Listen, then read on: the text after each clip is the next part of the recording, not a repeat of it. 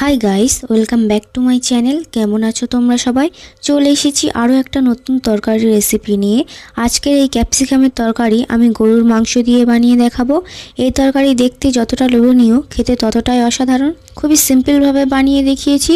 আর এইরকম সহজ সহজ রেসিপি পেতে আমার চ্যানেলটি সাবস্ক্রাইব করে রাখো, যাতে পরবর্তী রেসিপিগুলো মিস করে না ফেলো। তো প্রথমে আমি এখানে দুটো বড় সাইজের পেঁয়াজকে পাতলা করে কেটে নিয়েছি, সাথে দুটো টমেটোকে ছোট করে কেটে নিয়েছি, দুটো আলু কেটে নিয়ে আর দুটো ক্যাপসিকাম এরকম করে পাতলা করে কেটে নিয়েছি। কিছুটা পরিমাণে নিয়েছি ধনেপাতা কুচি। তারপর প্যানে কিছুটা পরিমাণে সয়াবিন তেল গরম করে নিয়েছি। এবারে কেটে রাখা পেঁয়াজ কুচিগুলো দিয়ে ভালো করে স্প্যাচুলা দিয়ে নেড়েচেড়ে গোল্ডেন ব্রাউন করে ভেজে নেব। ভাজা হয়ে গেলে দিয়ে দেব 1 চামচ আদা রসুনের পেস্ট। তারপর আবার আদা রসুনের পেস্টটাকে নেড়েচেড়ে ভেজে নেব যতক্ষণ না আদা রসুনের কাঁচা গন্ধটা চলে যায়। এবারে কেটে রাখা টমেটো কুচিগুলো দিয়ে আবার ভালো করে ভেজে নেব। চাইলে এখানে টমেটোটাকে পেস্ট করেও দিতে পারো।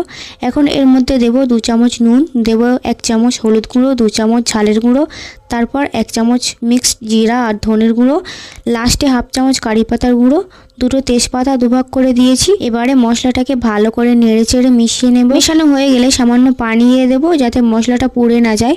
তারপর ঢাকনা দিয়ে ঢেকে দেবো 2 মিনিটের জন্য। 2 মিনিট পর দেখতে পাবে মশলা থেকে তেলটা আলাদা হয়ে যাচ্ছে আর টমেটোটাও নরম হয়ে গিয়েছে, তাই স্প্যাচুলা দিয়ে ম্যাশ করে নিচ্ছি। তারপর কেটে রাখা ক্যাপসিকামগুলোকে দিয়ে দিচ্ছি। এখানে ক্যাপসিকামটাকে মশলার সঙ্গে ভালো করে মিক্স করে নেব যাতে মশলাগুলো ক্যাপসিকামের গায়ে ভালোভাবে লেগে যায়। মেশানো হয়ে গেলে 1/2 গ্লাস পানি দিয়ে দেবো আর পানিটা একটু মিশিয়ে ঢাকনা দিয়ে ঢেকে ক্যাপসিকামগুলোকে 50% মতো সেদ্ধ করে নেব। 50% সেদ্ধ করার কারণ হচ্ছে এর মধ্যে যখন গরুর মাংসটা দেব তখন গরুর মাংস সেদ্ধ হওয়ার সাথে সাথেই বাকি 50% ক্যাপসিকামগুলো সেদ্ধ হয়ে যাবে। এবারে কিউব করে কেটে রাখা আলুগুলোকে দিয়ে মিক্স করে নিলাম। তারপর গরুর মাংসগুলোকে দিয়ে দিচ্ছি। এখানে কিন্তু আমি কাঁচা মাংসটা ইউজ করিনি। তোমরা যদি কাঁচা মাংস ইউজ করতে চাও তাহলে ক্যাপসিকাম দেওয়ার আগে মাংসগুলোকে গ্রেভির মধ্যে দিয়ে 50% সেদ্ধ করে নেবে। তারপর সেম পদ্ধতিতে রান্না করে নেবে। তো আমি সামান্য পানি দিয়ে মাংস আর আলুটাকে সেদ্ধ করে নিয়েছি। এটা সেদ্ধ হতে আমার প্রায় 20 মিনিট মিডিয়াম হিটে রান্না হতে টাইম লেগেছে। তোমাদের টাইমটা কম বেশি লাগতে পারে।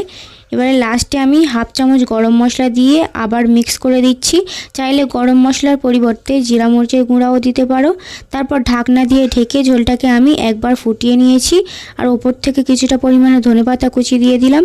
এখন আমাদের সিম্পল এর মধ্যে অসাধারণ স্বাদের এই ক্যাপসিকামের তরকারি রেডি। যখন রান্না করছিলাম তখন এতটাই সেন্ট বের হচ্ছিল, মনে হচ্ছিল তরকারি হওয়ার আগেই খেয়ে ফেলি। এইভাবে একবার বাড়িতে ট্রাই করে দেখবে, আবার বানিয়ে খেতে ইচ্ছা করবে।